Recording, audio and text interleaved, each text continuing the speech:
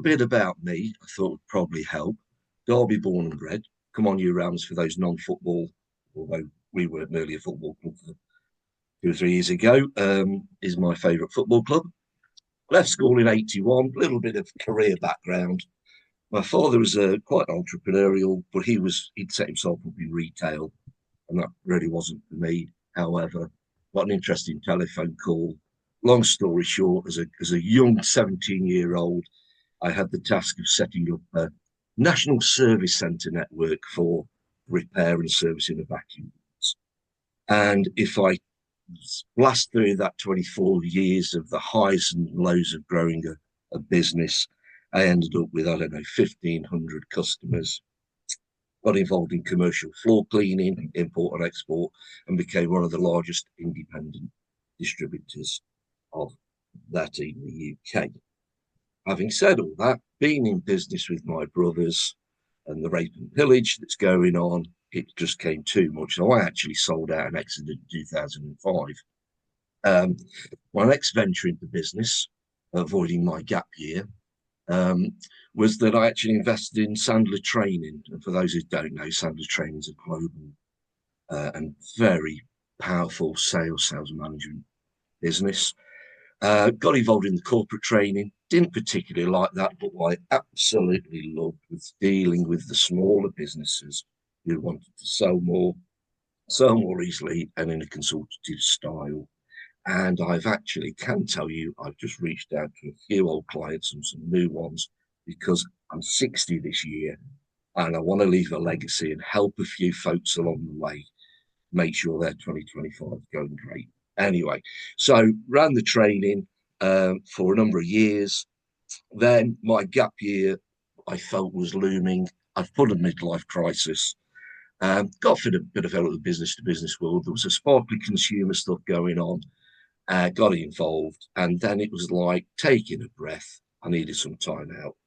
And actually, Lisa, when I was thinking about this, I was like, maybe there was some burnout going on there as well. So you know what, took some time out and really enjoyed that. Probably went on for a year or two. By accident, got involved in the home improvement industry via a friend and helped training and coaching in that industry, sort of part time casual, and kept being approached by many people in business. Can you come and help me do this? Can you come and help me do that? So I played some non exec roles. And then, strangely enough, through some sort of random connections I'd make on LinkedIn, ex sales trainers, etc., I met a guy who introduced me to corporation tax rebates. And the tax mitigation and tax rebates was all based on GDPR, quite a new process. And it really got me back into that business to business world. And so developing and introducing that network for that, and then coming across other sort of, I might call them funding solutions for business, that I developed the Anderson Partnership as a consulting business and a network. Well, where I find myself today, funny enough, because of the tax work, I was approached by a company, and the company is the Employment Partnership, which is the brand. And they were trying to carry out some of the tax work that we already had the oven ready model, if you like.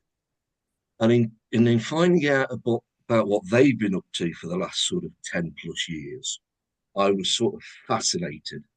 And quite simply, although they'd been dealing in the corporate sphere for, well, it's probably near on 15 years, me as an original SME, sort of 8 million turnover, 50 staff, I couldn't help but think how much I would have loved if somebody had introduced me to that as a business owner.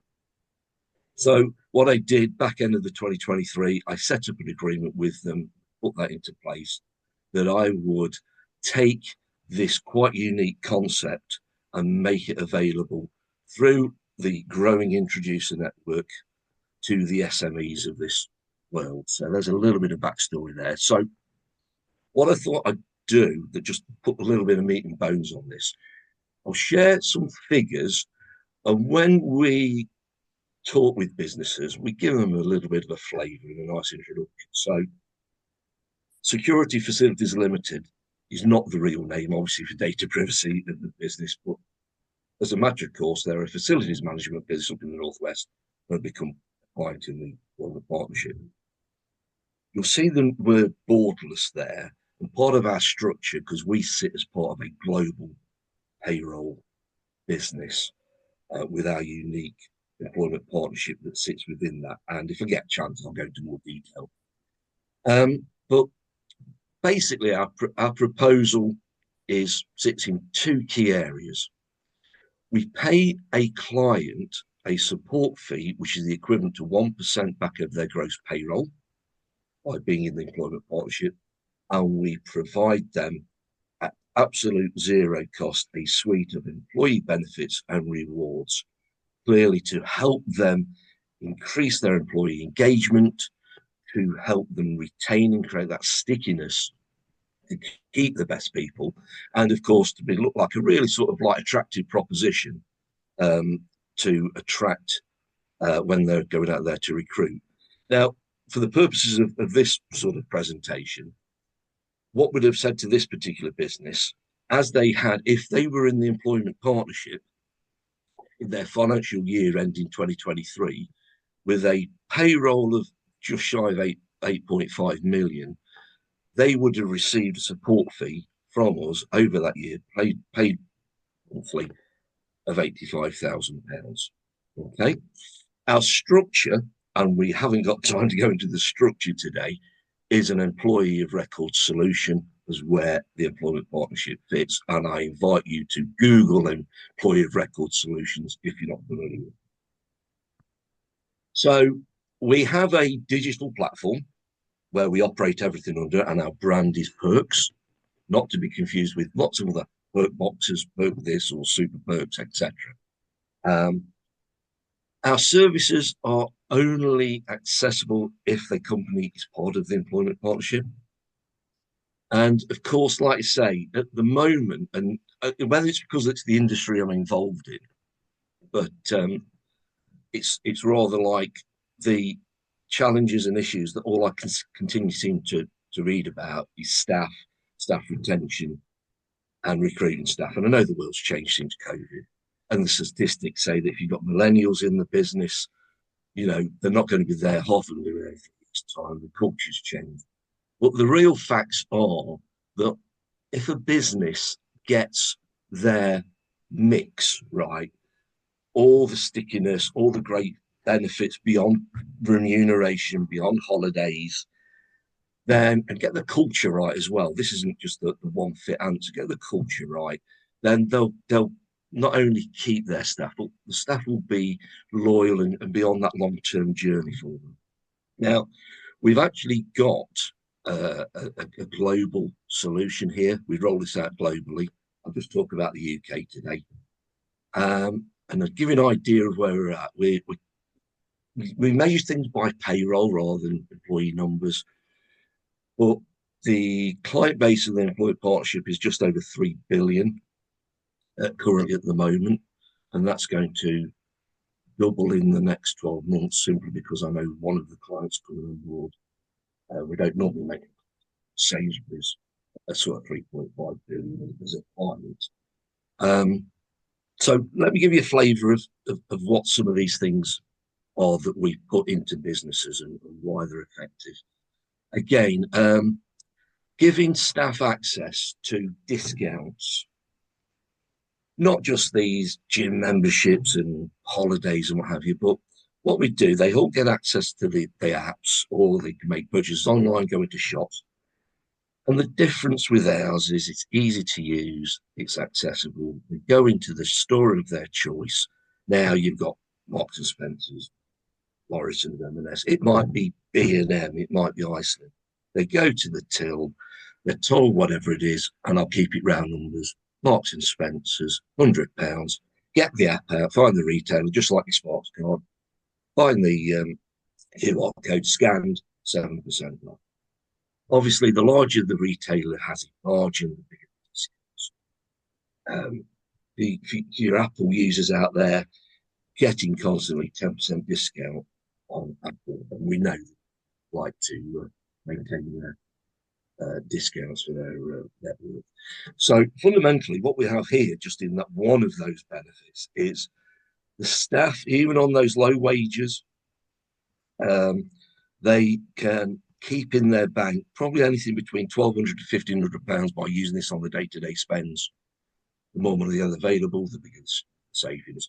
From an employer's point of view, well, there's a nice little pay increase that's cost them zero. What I might, and certainly I know Lisa's sitting on this, would also say is what I call the important bits. What we also offer there as part of our platform is one-to-one counselling for the employees, and not just the employees, but their close family as well. Health and well-being is the foremost. We know what happened at COVID. We know how people are affected in more and more challenges. GP online, dentist on demand. The list goes on. And this is about keeping people at work in good health. What we're doing right now, again, we're just rolling into 2025 now. We're rolling out private medical health insurance. And I stress, this is all at zero cost to the client. Something I'd never heard about until a couple of years ago, early wage access. Become quite a highly voted perk in a business. It's simply a separate fund that we have that allows a member of staff at any point in the pay cycle to access their earned pay separately, well, a separate £30 million fund. And it is actually the only charge. The employee does pick up a £175 cost for downloading if they need at any point in their emergencies, etc., etc. And again, it's just another thing whether the employee wants that as part of the mix. So what we're actually doing is there's many businesses now realise that employee benefits are the way forward, but they're confused and there's costs involved in all this. And a HR consultant did say to me, I'm going back a few months now, Max, you have taken the whole risk, or you've de-risked the whole marketplace for employee benefits because it's zero cost. And I thought it's actually quite interesting. Where do you put your money in terms of investment? So, although that is where we're at the moment in terms of the benefits, the biggest question we always get asked is, how can you supply all these goods at zero cost? How can you pay the client a support fee? And the answer is quite simple. We have a self-funding model, and we have potentially up to 10 streams, but the first three I'll share with you are absolute givens. Every time an employee who's now got access to the app goes in, buys online, goes into the supermarket, makes a spend, gets the saving at point of purchase, we have 3,200 and something commercial arrangements in place with global consumer brands and retailers, and national and right down to regional. So every time there's a spend, we receive an affiliate fee, a kickback. Now imagine that you've got access to the app yourself, you're looking at some of the marketing material, and if you can see this, it might be hidden by the video. On the latest one there, you click on Fitbit, you think, oh, okay, I'm interested in a sports watch. You click on Fitbit, you'll end up on Fitbit's website. We receive pay-per-click money for that. And in true digitalization, if you started having a look around at Fitbit watches come off there, the next time you open the app, you might receive some subtle banner advertising for another sports tracker, Garmin, etc., etc. So, of course, we receive a lot of revenue based on that digital banner advertising and personalization. And what we have with our shopping, our discount, if you like, we have very high engagement because it's money in the pocket for the employees. And of course, it generates a huge amount of revenue. Breezing through very quickly on some of the other revenue streams we may or could possibly achieve: salary sacrifice. If we help a business engage in salary sacrifice, we may earn some commercial revenue. Financial protection. How we operate in terms of a cooperative means that We use the value of the 170 plus thousand employees, the 3.2 billion payroll. So when a company wants 100, I don't know, life insurance policies, we're going to market with the providers waiving 170,000 policies. So we sit as procurement specialists. Payroll processing, nobody needs to change the payroll. But again, if a company allows us to give them an offer, then at worst, we'd probably reduce their costs by 50%. Pension management, auto enrolment, now statutory and has been for many years. Most businesses have never reviewed, gone with the government scheme Nest. May not be as flexible as they need. More importantly, if we can reduce the administration costs, there's more money in the pot. The 175 is on the pay assist, drop into the pot. Recruitment services, because we're operating globally and leveraging that, then we can offer specialist recruitment services, and then we have key business partners.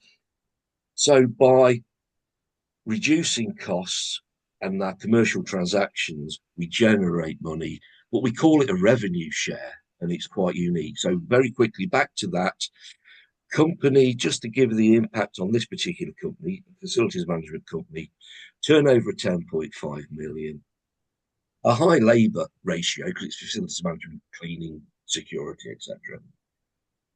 The impact of if they were in the employment partnership in 2023, that 1% is the equivalent to a net uplift of 21%, and nothing more than a paperwork exercise. Or the equivalent of them having to go out and bring in an extra 2.2 million pounds worth of new business. If they remained in the employment partnership for the next 5 years, that's nearly £500,000 going into the business. They can do whatever they like with that. Invest in people, invest in capital equipment, or extract it out of the business. Our process is very simple. We're very transparent. When a client company is interested, we've got a simple 25 sets of questions we send out. When we get that back, we understand more about the business. We're then happy to share copies of contracts, KYC with obviously we did the Financial Conduct Authority, and help the client do their due diligence to make sure that this is right for them and that we can help them. Implementation is fairly quick. And really, how many for time, Dave? Just to round off, client qualification, simple. They have, I'd like to say at minimum, £1 million per annum payroll. Now it might be 30, 40 staff. We are accepting between you and my LNP colleagues here, we are accepting below that. But again, ideally out there in the big wide world, they do need to be VAT registered, but there is no upper limit on payroll. So the headlines are, and when I started out on this journey with the employment partnership, and because of my background, I was very, very passionate about employee engagement. But actually, where my referral partners and the network now is, they see this as a very simple funding solution because of the nature of the beast. But like I say, so we pay a support fee, we have zero cost, which means we're actually, and we don't tie people in. It's a 30-day rolling. How could you help? Well, our commercial arrangements, we go to market through strategic partners and referral partners. We don't make things onerous. We accept simple introductions and we just start the ball rolling. With a client with a £10 million gross payroll, they would receive over the year a percentage of 100K, obviously the 100K support fee. We pay our referral partners a percentage of that. How can you help? Well, in your network, have you got great professionals you work with who are working with clients, whether it's 55,000, maybe 50,000 employees, and they're looking to add value to their suite or their portfolio? Or maybe even you, good people yourself, do you have a client or a business contact who might qualify? If you do, great. Listen, let's dig deeper.